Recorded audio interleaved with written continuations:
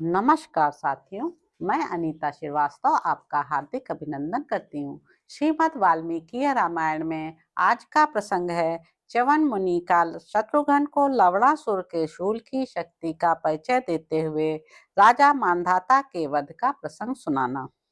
एक दिन रात के समय शत्रुघ्न ने भृगुनंदन ब्रह्मर्षि च्यवन से पूछा, ब्राह्मण, लवणासुर में कितना बल है, उसके शूल में कितनी शक्ति है, उस उत्तम शूल के द्वारा उसने द्वंद्व युद्ध में आए हुए किन किन योद्धाओं का वध किया है। महात्मा शत्रुघ्न जी का यह वचन सुनकर महातेजस्वी च्यवन ने उन रघुकुल नंदन राजकुमार से कहा, रघुनंदन, इस लवणासुर के कर्म असंख्य हैं। उनमें से एक ऐसे कर्म का वर्णन किया जाता है जो इक्ष्वाकु वंशी राजा मांधाता के ऊपर घटित हुआ था। तुम उसे मेरे मुंह से सुनो। पूर्व काल की बात है। अयोध्यापुरी में युवनाश्व के पुत्र राजा मांधाता राज्य करते थे। वे बड़े बलवान, पराक्रमी तथा तीनों लोकों में विख्यात थे। उन पृथ्वीपति नरेश ने सारी पृथ्वी को अपने अधिकार में करके यहाँ से देवलोक पर विजय पाने का उद्योग आरंभ किया। राजा मांधाता ने जब देवलोक पर विजय पाने की इच्छा से उद्योग आरंभ किया, तब इंद्र तथा महामनस्वी देवताओं को बड़ा भय हुआ। मैं इंद्र का आधा आसन और उनका आधा राज्य लेकर भूमंडल का राजा हो देवताओं से वंदित होकर रहूंगा, ऐसी प्रतिज्ञा कर कर वे स्वर्गलोक पर जा चढ़े।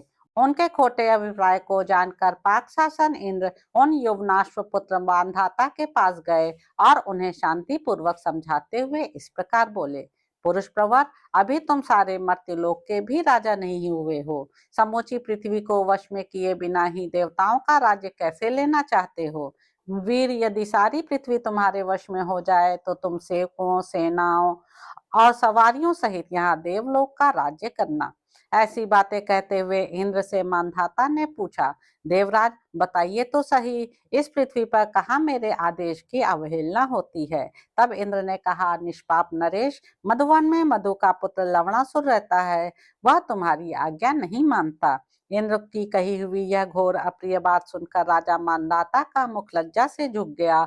वे कुछ बोल ना सके। वे नरेश इंद्र से विदा ले मुंह लटकाए वहां से चल दिए और पुनः इस मृत्यु लोक में आ पहुंचे। उन्होंने अपने हृदय में अमर्ष भर लिया। फिर वे शत्रु दमन मांधाता मधु के पुत्र को वश में करने के लिए सेवक, सेना और सवारियों सहित उसकी राजधानी के समीप आए। उन पुरुष प्रवर नरेश ने युद्ध की इच्छा से लवण के पास अपना दूत भेजा। दूत ने वहां जाकर मधु के पुत्र को बहुत से कटु वचन सुनाए। इस तरह कठोर बातें कहते हुए उस दूत को वह राक्षस तुरंत खा गया। जब दूत के लौटने में विलंब हुआ, तब राजा बड़े क्रुद्ध हुए और बाणों की वर्षा करके उस राक्षस को सब ओर से पीड़ित करने लगे।